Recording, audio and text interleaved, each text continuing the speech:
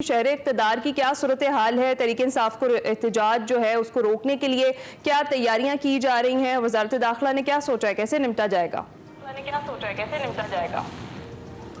جی بالکل ہنا، آپ نے بالکل ٹھیک منظر کشی کی ہے۔ جو کچھ پہلے گزشتہ کچھ دنوں سے جو سیاست کی صورتحال ہے اسلام آباد میں اور ملک میں، اب اسلام آباد کی آپ نے صورتحال پوچھی ہے تو اسلام آباد کا آپ کو بتاتے چلیں کہ اسلام آباد کی سڑکوں کے اور اسلام آباد کے جو مین شاہراہیں ہیں وہاں پر کنٹینرز رکھے گئے ہیں، درجنوں کنٹینرز اسلام آباد کی جو شاہراہیں ہیں، اسلام آباد کے جو داخلی و خارجی راستے ہیں وہاں پر پہنچا دیے گئے ہیں۔ اس کے علاوہ تقریباً 9,000 کی نفری جو ہے وہ پنجاب پولیس کی اسلام آباد پہنچ چکی ہے، ایف سی اسلام آباد پہنچ چکی ہے اور بڑے پیمانے پر اسلام آباد پولیس نے منگوائی ہیں، گولیاں منگوائی ہیں، آنسو گیس کے شیل منگوائے ہیں، آنسو گیس کی رائفلیں منگوائی ہیں، اس کے علاوہ واٹر کینن منگوائے ہیں۔ اور ہماری جو اطلاع ہے، ذرائع کا یہ کہنا ہے کہ پولیس کو ہدایت یہ کی گئی ہے کہ مظاہرین کسی بھی صورت اسلام آباد میں داخل نہ ہونے پائے، اور پولیس نے حکمت عملی یہ بنائی ہے کیونکہ سردی ہے تو واٹر کینن کا پہلے استعمال کیا جائے گا۔ جو بھی مظاہرین آئیں گے ان کو کوشش کی جائے گی کہ ان کو منتشر کیا جائے واٹر کینن سے، سردی ہے ان کے کپڑے بھیگ جائیں گے اور وہ پھر اس بات پر وہ واپس جانے پر مجبور ہوں گے۔ اگر پھر بھی نہیں آتے پھر آنسو گیس کی شیلنگ کی جائے گی، اور اگر آنسو گیس کی شیلنگ بھی ان کے اوپر اثر نہیں کرتی یا اس کا بھی کوئی توڑ نکالتے ہیں تو اس حوالے سے بھی اسلام آباد پولیس نے بھاری انتظامات کر رکھے ہیں۔ اسلام آباد پولیس کے ساتھ ساتھ اسلام آباد میں رینجرز بھی تعینات ہے۔ اس کے علاوہ پنجاب میں کل ایک اہم ڈیولپمنٹ یہ ہوئی کہ پنجاب نے بھی وفاق سے ریکویسٹ کی ہے، وفاق سے کو مراسلہ لکھا ہے وزارت داخلہ کو، وفاقی وزارت داخلہ کو، کہ پنجاب کے 3 شہروں میں رینجرز تعینات کی جائے، جن میں سے راول پنڈی اور اٹک کے حوالے سے یہ کہا گیا ہے کہ ان 2 شہروں میں 22 نومبر سے لے کر غیر معینہ مدت تک رینجرز کو تعینات کیا جائے تاکہ امن و امان کی جو صورتحال ہے امن و امان کی صورتحال کو قابو میں رکھنے کے لیے اس وقت اسلام آباد میں جو صورتحال ہے ہمیں اس کے حوالے سے ہمارے نمائندے نعیم اصغر بتا رہے ہیں، اور کیا حکومتی اقدامات ہیں اس کے حوالے سے بھی انہوں نے آگاہ کیا۔ لیکن دوسری جانب پی ٹی آئی کی کیا اقدامات ہیں وصال سے جانتے ہیں۔ پی ٹی آئی کے کیا اقدامات ہیں وصال؟ تحریک انصاف کہاں سے مرکزی جلوس نکالے گی، پشاور یا سوابی سے؟ اور کیا کوئی خفیہ حکمت عملی اپنانے کا پلان ہے ان کا؟ تحریک انصاف کا کچھ سامنے آیا ہے؟ جی علی، پی ٹی آئی کا جو حکمت عملی ہے یہ پی ٹی آئی کی جانب سے وزیر اعلیٰ نے بھی یہی کہا ہے، اور جس طرح بشرا بی بی نے کہا ہے کہ 24 جو نومبر ہے اس کا ڈیٹ بالکل فکس ہے، اور یہ جو دھرنا ہوگا ضرور ہوگا، اور یہ D Chowk P T I ضرور جائیں گے۔ اسی طرح جو حکمت عملی پہلے کی گئی تھی پی ٹی آئی کے ورکرز کی جانب سے، جو بڑا جلسہ ہوگا یا جلوس نکالا جائے گا خیبر پختونخوا سے، وہ پشاور سے آئے گا، اور اس طرح ساؤدرن ڈسٹرکٹ کے قافلے بھی یہاں پر آئیں گے، اور یہ قافلے جو ہے وزیر اعلیٰ خیبر پختونخوا امین گنڈاپور کی قیادت میں سوابی تک جائیں گے، اور سوابی سے جو قیادت ہے شہرام تراکھی اور دیگر جو ملاکان سے قیادت ہے پی ٹی آئی کے ورکر، وہ ان کو جوائن کر کے یہ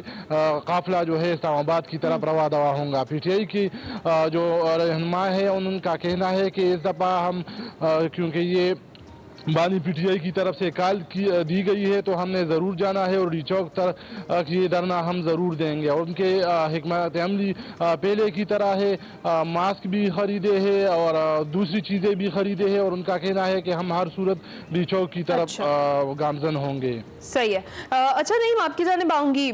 ایک تو یہ کہ ہم دیکھ رہے ہیں کہ وزیر داخلہ محسن نقوی صاحب بڑے ایکٹیو ہیں، اور دوسری جانب اسلام آباد ہائی کورٹ نے بھی وزیر داخلہ کو پی ٹی آئی کے ساتھ اب مذاکرات کا حکم دیا ہے، تو کیا کوئی نظر آ رہا ہے کہ حکومت کچھ لچک دکھائے گی، کوئی درمیان کی راہ نکالی جائے گی تاکہ یہ جو احتجاج ہے اسے ملتوی کروایا جا سکے؟ ये ना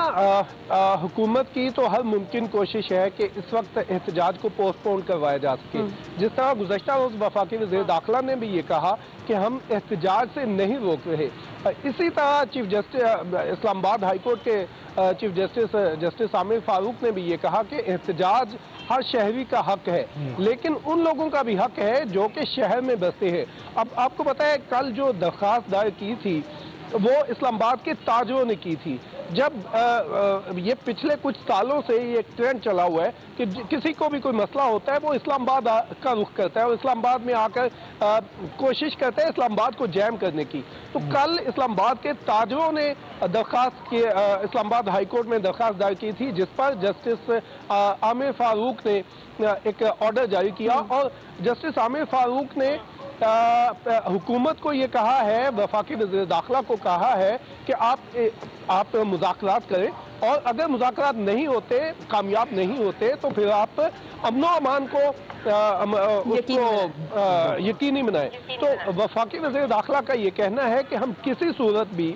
एहतजाज नहीं करने देंगे, क्योंकि बैरून मुमालिक से जो मेहमान आ रहे हैं उनकी सिक्योरिटी बड़ी अहम है। ना आपने देखा होगा गुज़श्ता SCO कॉन्फ्रेंस हो रही थी इस्लामाबाद में,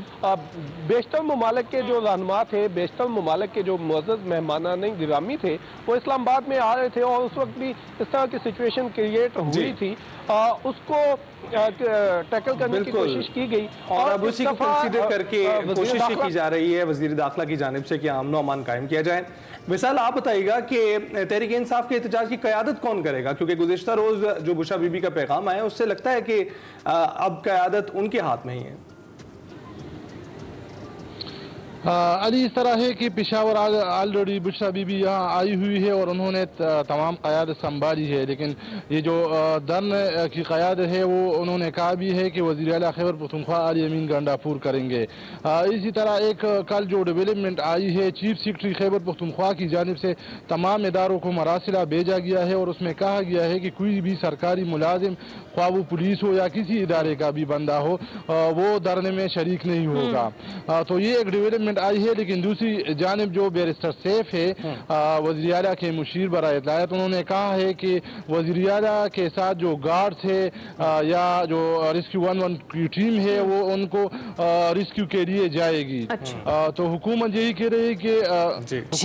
रही है कि उनके वो साथ उनकी हिफाजत के लिए साथ जाएगी। अब देखते हैं कि ये टसल तो चल रही है, होता क्या। आप दोनों नुमाइंदगान का बहुत शुक्रिया। नईम अस्कर और विसाल यूसुफज़ई हमें जो अपडेट है ताज़ा तरीन उसके हवाले से आगाह कर रहे थे।